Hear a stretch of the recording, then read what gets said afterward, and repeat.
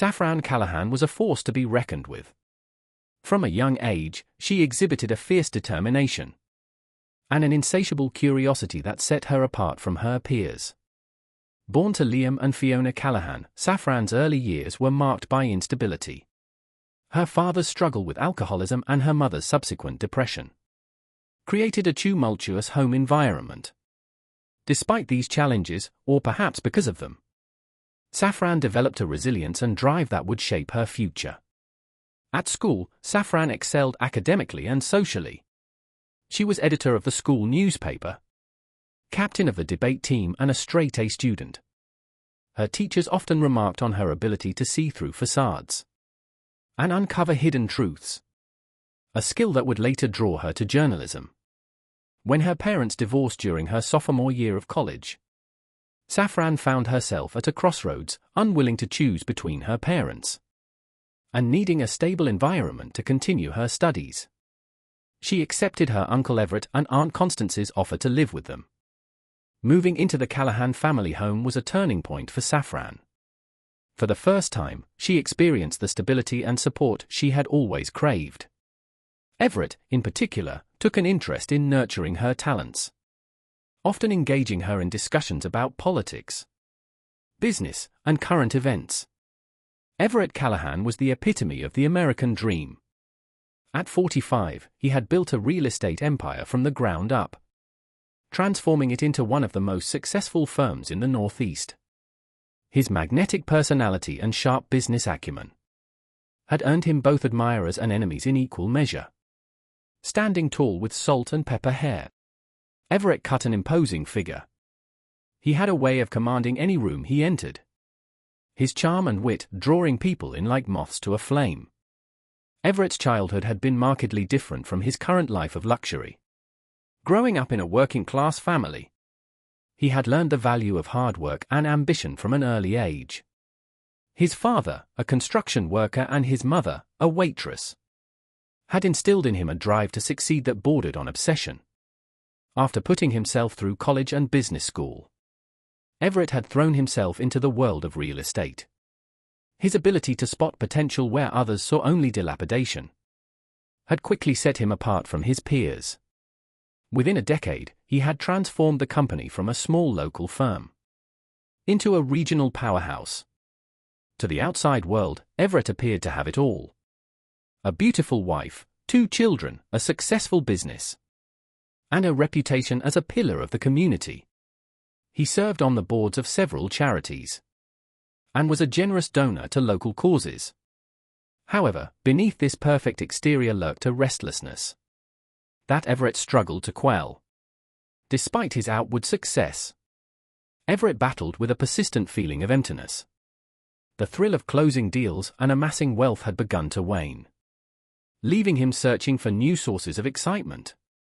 Everett's relationship with his niece, Saffron, added another layer of complexity to his life. He saw in her a kindred spirit, someone who shared his drive and ambition as she grew older. He found himself drawn to her in ways that both excited and disturbed him. The line between a vincular affection and something more sinister began to blur, setting the stage for the tragedy that was to come. It was a crisp autumn evening when Saffron's world turned upside down.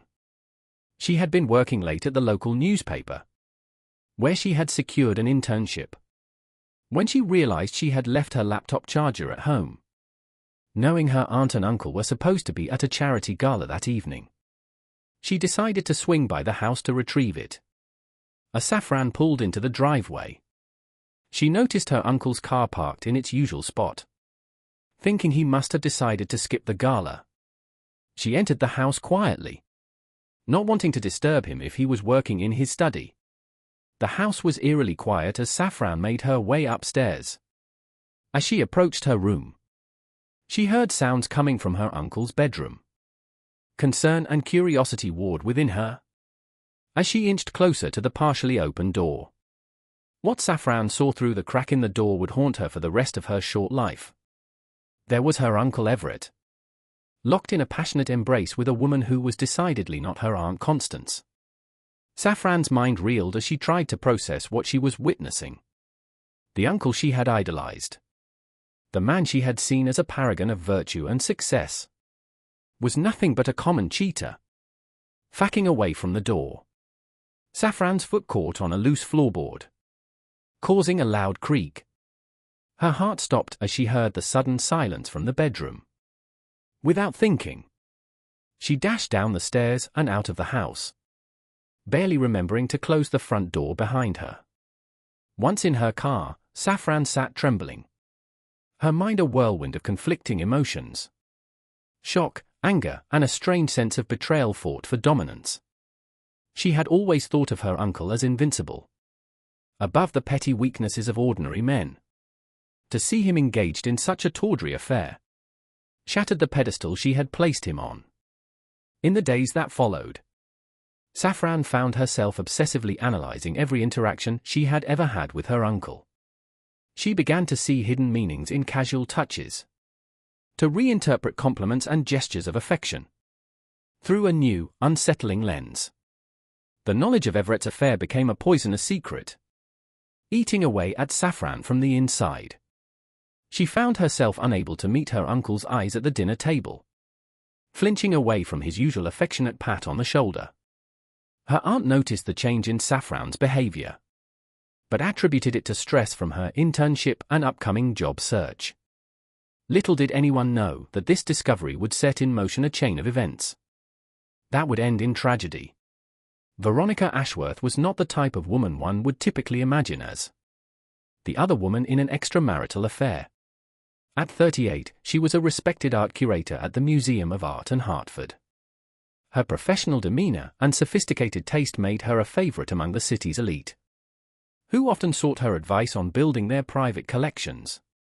With her sharp features and penchant for minimalist designer clothing, Veronica cut a striking figure. She was intelligent, cultured, and fiercely independent, qualities that had initially drawn Everett to her. Their paths had first crossed at a museum fundraiser 2 years prior. Everett had been immediately captivated by Veronica's wit and her refreshingly direct manner. For her part, Veronica had found in Everett a man who could keep up with her intellectually, something she had found lacking in many of her previous relationships. What had begun as a meeting of minds soon evolved into a physical relationship. They would meet in upscale hotels during business trips, or steal moments together whenever it claimed to be working late. Veronica, who had sworn off serious relationships after a painful divorce in her early 30s, found herself falling for the charismatic real estate mogul. However, Veronica was not naive. She knew Everett was married and had no illusions about their relationship. She told herself that she was satisfied with the stolen moments and passionate encounters, that she didn't need or want the complications of a full-time relationship. Yet, as the affair continued, Veronica found herself increasingly dissatisfied with the secrecy and limitations of their arrangement. She began to hope against her better judgment that Everett might leave his wife for her. Little did Veronica know that her affair with Everett was about to be thrust into the spotlight in the most tragic way possible. The discovery of their relationship would set off a chain reaction that would end in murder, forever altering the lives of everyone involved. In the weeks following her discovery of Everett's affair, Safran found herself spiraling into a dark obsession. Her once bright future seemed to dim as she became consumed with thoughts of her uncle and the mysterious other woman. Safran's work at the newspaper began to suffer, as she spent countless hours scouring social media and local event photos, trying to identify the woman she had glimpsed in Everett's bedroom. Her search became all-consuming, causing her to neglect her responsibilities and withdraw from her friends and family. As she delved deeper into her investigation, Safran began to experience a disturbing shift in her emotions. The initial shock and disgust at her uncle's infidelity gradually gave way to a complex mix of jealousy and desire. She found herself imagining what it would be like to be the object of Everett's illicit affections, to be the one he risked everything for. These thoughts both thrilled and horrified Safran. She knew they were wrong, that the very idea being attracted to her uncle was taboo. Yet she couldn't shake the growing fixation. She began to pay more attention to her appearance when she knew Everett would be around. wearing more makeup and choosing outfits that accentuated her figure. Saffron's behavior didn't go unnoticed. Her Aunt Constance expressed concern over her niece's sudden mood swings and distracted demeanor. Everett too seemed to sense the change in Saffron, often catching her staring at him with an unreadable expression. One evening, as Saffron was helping Constance prepare dinner, she overheard a phone conversation between Everett and someone he called V. The intimate tone of his voice left no doubt in Saffron's mind that this was the other woman. Hearing the affection in her uncle's voice as he spoke to his lover ignited a fierce jealousy in Saffron that she could barely contain that night alone in her room. Saffron made a decision. She would expose Everett's affair, but not out of any sense of moral duty or concern for her aunt, though Saffron's motivations were far more selfish and twisted. She convinced herself that by revealing the affair, she would be removing the other woman from the equation, leaving her free to pursue her own relationship with Everett. In her increasingly delusional state, Saffron began to reinterpret every interaction she'd ever had with her uncle. The proud smile he'd given her at her high school graduation, the long conversations they'd had about her future, the comforting hug he'd offered when she was upset. All of these took on new, inappropriate meanings in Saffron's mind. As she formulated her plan to confront Everett, Saffron's guilt and shame were overwhelmed by a toxic mix of desire and a misguided sense of entitlement. She had convinced herself that she understood Everett in a way no one else did, that they shared a special connection that transcended their familial relationship. Little did Saffron know that her descent into obsession was leading her down a path from which there would be no return. The once promising young journalist was now on a collision course with tragedy, driven by desires she barely understood, and a jealousy that would ultimately prove fatal. On a rainy Tuesday evening, Saffron decided it was time to put her plan into action. Saffron found Everett in his study, poring over some blueprints for a new development. She knocked on the open door, her heart pounding so loudly Everett looked up, his face breaking into a warm smile that made Saffron's knees weak. "Everett, is it all right if I talk to you about something?" Saffron's voice quavered slightly as she spoke. Noticing her serious tone, Everett's expression shifted to one of concern. "Of course, what's on your mind?" Saffron closed the door behind her and took a deep breath. "I know about your affair, Uncle Everett." The color drained from Everett's face as he stared at his niece in shock. "I saw you that night you were supposed to be at the gala. I came home and saw you with her." She paused, gathering her courage for what she was about to say next. "And I want you to know that it's okay. I understand." Everett's shock turned to confusion. "This isn't something you should be involved in. It's complicated. And it's not what you think." Taking a step closer to her uncle, Saffron's voice dropped to a near whisper. "I think it's exactly what I think. You're not happy with Constance. You need someone who truly understands you. Someone who can match your passion and ambition." With each word, she moved closer, until she was standing directly in front of Everett's desk. Everett stood abruptly, his chair scraping loudly against the hardwood floor. "Saffron, this conversation needs to end right now. You're my niece. And what you're implying is completely inappropriate." But Saffron was too far gone in her delusion to heed the warning in Everett's voice. In a move that would forever alter the course of both their lives, she circled the desk and pressed herself against him. For a moment, time seemed to stand still. Everett looked down at his niece, a mix of emotions playing across his face. Shock, anger, and something darker that Saffron mistook for desire. Then, with a forceful push, he shoved her away from him. "What do you think you're doing? Have you lost your mind?" The rejection hit Saffron like a physical blow. She stumbled backwards, her face flushing with humiliation and anger. Neither of them could have known in that moment how this confrontation would set in motion a series of events that would end in tragedy. The lines had been crossed and there was no going back. In the days following the confrontation, an uneasy tension settled over the Callahan household. Safran avoided Everett as much as possible, shame and anger warring within her. Everett, for his part, seemed determined to pretend nothing had happened, maintaining a facade of normalcy that only heightened Safran's distress. It was on a Friday evening, nearly 2 weeks after the incident in the study, that everything changed. Constance had taken the children to visit her parents for the weekend, leaving Everett and Safran alone in the house. Safran had been planning to spend the evening out with friends, a desperate attempt to escape the suffocating atmosphere at home. As she was heading out the door, Everett called out to her. "Safran, can we talk for a moment?" Everett gestured for her to join him in the living room. "I think we need to clear the air about what happened." Safran sat stiffly on the edge of the sofa, her body tense. "I'd rather not talk about it. Can we just forget it ever happened?" Everett sighed, running a hand through his hair. "I don't think we can." Something in his tone made Safran look up, meeting his eyes for the first time in weeks. What she saw there made her breath catch in her throat. Gone was the anger and disgust she had expected. Instead, she saw a mixture of guilt, desire, and resignation that mirrored her own conflicted emotions. In that moment, the dynamic between them shifted irrevocably. Everett moved closer, his voice low and intense. "This is wrong, Safran. We both know it's wrong. But I haven't been able to stop thinking about you." What followed was a passionate, frenzied encounter that left them both breathless and filled with equal parts exhilaration and shame. As they lay tangled together on the sofa, the full weight of what they had done began to settle over them. In the weeks that followed, Everett and Safran engaged in a dangerous dance of stolen moments in secret rendezvous.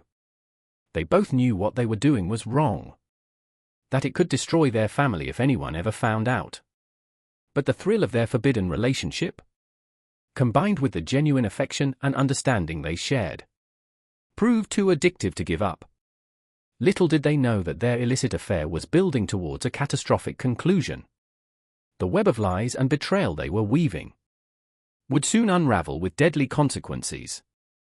As Everett and Safran's secret relationship intensified, the atmosphere in the Callahan home grew increasingly strained. Constance, though unaware of the true nature of the situation, sensed that something was amiss. She noticed the furtive glances between her husband and niece, the way they seemed to tense up when in the same room together. The situation came to a head one Saturday afternoon, when Constance walked in on Everett and Safran in what appeared to be an intense whispered argument. They sprang apart as soon as they noticed her. But Constance had seen enough to arouse her suspicions. "What's going on here?" she asked, her voice laced with concern and a hint of accusation. Safran mumbled something about a disagreement over a business proposal before hurrying from the room. Everett attempted to smooth things over, claiming he had been giving Safran advice about her career prospects. But Constance remained unconvinced. From that moment on, Constance began to pay closer attention to her husband and niece's interactions. She noticed how they always seemed to be in the same room, how their conversations would abruptly cease when she entered. A seed of doubt had been planted, and it was beginning to grow. As the weeks passed, the tension in the house became palpable. Family dinners, once a time of lively conversation and laughter, became stilted affairs filled with awkward silences and forced small talk. Constance's attempts to draw out what was wrong were met with deflection from Everett and evasion from Safran.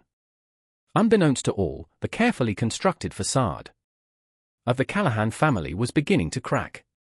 The truth, with all its ugly implications, was threatening to burst forth. And when it did, the consequences would be devastating. His autumn gave way to winter. Everett Callahan found himself trapped in a prison of his own making. The initial thrill of his affair with Safran had long since faded, replaced by a constant, gnawing anxiety. The pressure was coming from all sides. Veronica, unaware of his dalliance with Safran, had begun to push for more commitment. She wanted him to leave Constance to start a new life with her. Her patience was wearing thin, and her threats to expose their affair were becoming more frequent and more serious. At home, Constance's suspicions had not abated. Her once trusting nature had been replaced by a quiet watchfulness. That set Everett's nerves on edge. He caught her checking his phone when she thought he wasn't looking. Noticed her questioning glances when he came home late from work. But it was Saffron who posed the greatest threat. What had begun as a misguided infatuation on her part had evolved into something far more dangerous. She had become possessive. Jealous not just of Constance, but of Veronica as well. Her demands for Everett's time and attention were becoming increasingly difficult to manage. One particularly tense evening, after a close call where Constance had nearly walked in on them in a compromising position, Everett tried to end things with Saffron. "This has to stop," he had told her. Saffron's eyes had flashed with a mixture of hurt and anger. "You can't end this, I won't let you. If you try to leave me, I'll tell everyone what we've done." The threat hung in the air between them. And Everett felt the last vestiges of control slipping away from him. He was trapped, caught between three women, each holding a piece of his destruction in their hands. The night that would change everything started like any other. The Callahan family had just finished dinner, with Constance and the children settling in for a movie night. Everett begged off, claiming he had work to finish in his study. Saffron too excused herself, saying she had plans with friends. But Saffron had no intention of going out that night. Instead, she waited until she was sure the rest of the family was engrossed in their movie before slipping into Everett's study. She found him at his desk, his head in his hands. "We need to talk," Saffron said, closing the door behind her. Saffron moved closer, her eyes blazing with a mixture of hurt and determination. "You need to choose her or me. I won't be your little secret anymore." In that moment, looking at Saffron's face twisted with jealousy and desperation, Everett saw his entire life crumbling before his eyes. Everything he had worked for, everything he had built, was about to be torn apart by this girl's misguided obsession. Something inside Everett broke. With a roar of frustration and fear, he lunged at Saffron, his hands closing around her throat. He wanted to stop her, to silence the threats that were destroying his world. But once he started, he couldn't stop.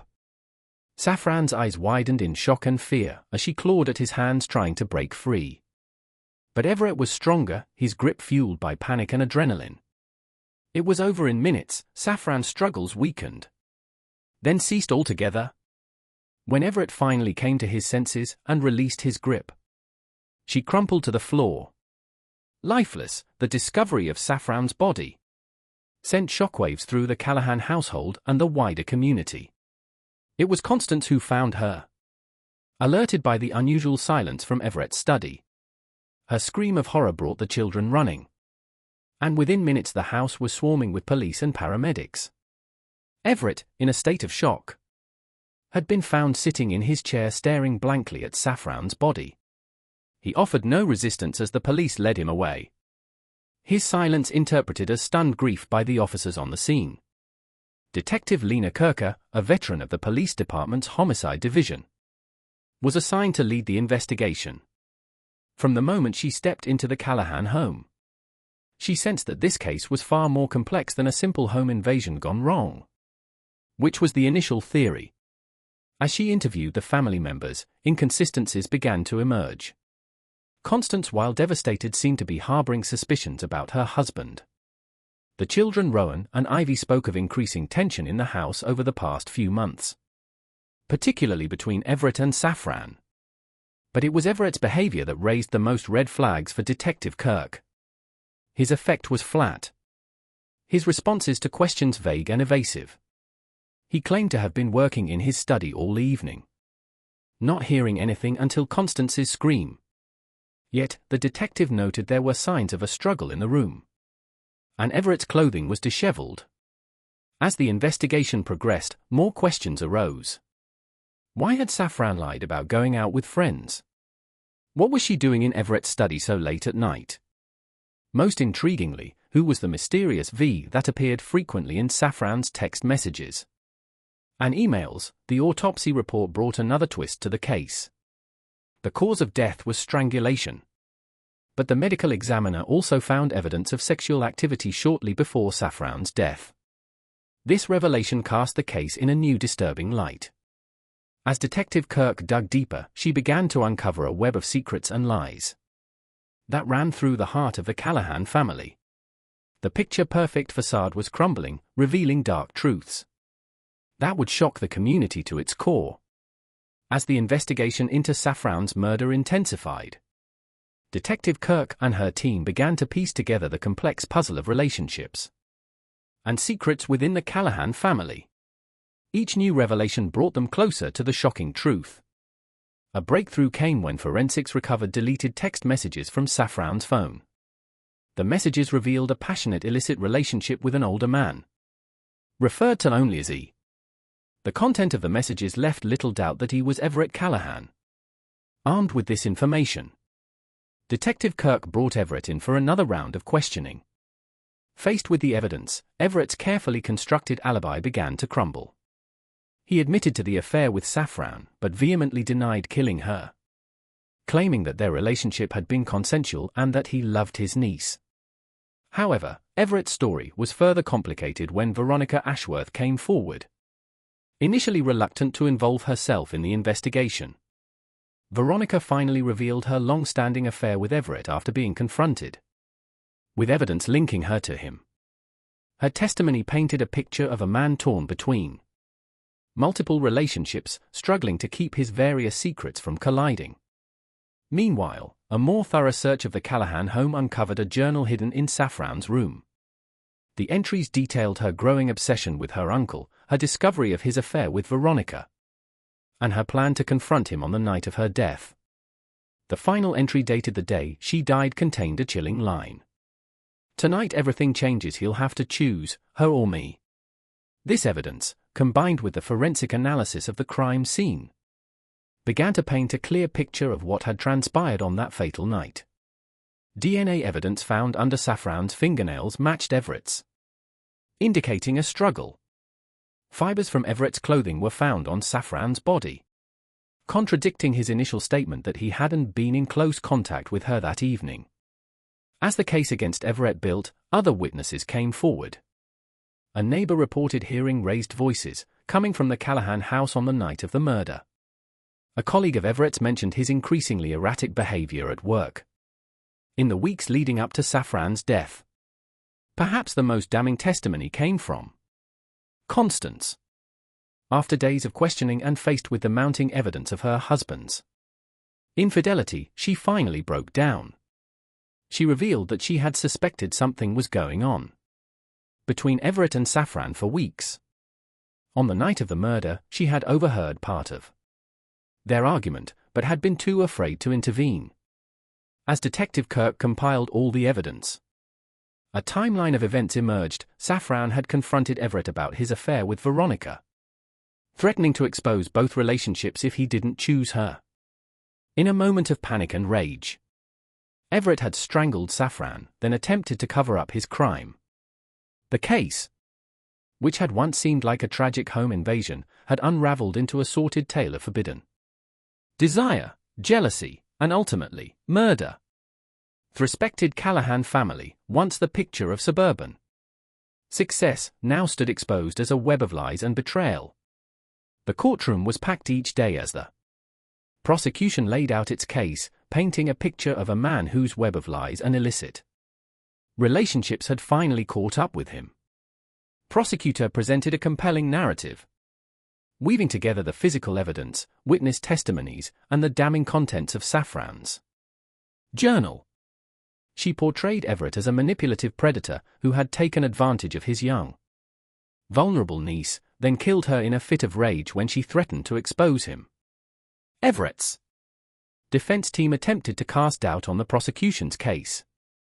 They argued that the physical evidence was circumstantial and that Safran's journal entries were the fantasies of a troubled young woman. The trial's most dramatic moment came when Everett himself took the stand. Under intense cross-examination, he finally admitted to his affair with Safran but continued to deny killing His emotional breakdown on the stand, as he begged for forgiveness from his family, left many in the courtroom stunned. As the trial neared its conclusion, both the prosecution and defense made impassioned final arguments. After 3 days of deliberation, the jury returned with their verdict. In a moment of high drama, the foreman stood and declared Everett Callahan guilty of second-degree murder. The judge sentenced Everett to 25 years to life in prison, bringing a close to a case that had shocked and captivated the nation. The Callahan tragedy left an indelible mark on the community. The family's once pristine reputation was in tatters, their name forever associated with scandal and murder.